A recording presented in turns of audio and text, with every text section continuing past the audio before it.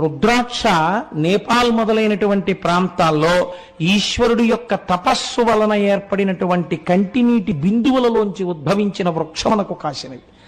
రుద్రాక్ష యొక్క గొప్పతనం ఏమిటో తెలుసా అండి? మీకు సృష్టిలో మధ్యలో తొర్ర ఉన్నటువంటి గింజ రుద్రాక్ష ఒక్కటే.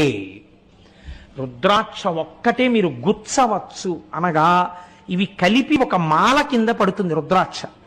రుద్రాక్షకి ఉన్నటువంటి అపారమైన శక్తి రుద్రాక్ష శరీరము మీదున్నటువంటి చెమట తడితో కలిసిన, లేదా స్నానం చేస్తున్నప్పుడు రుద్రాక్ష నీళ్లతో కలిసి శరీరం మీద పడిన, శరీరములో ఉన్నటువంటి ముఖ్యమైన అవయవముల యొక్క పనిని నియంత్రించగలిగినటువంటి, రక్షించగలిగిన శక్తి రుద్రాక్షకు ఉన్నది. అందుకే రుద్రాక్షమాలలో పగడాన్ని ముత్యాన్ని కలిపి వేసుకుంటారు. రాత్రి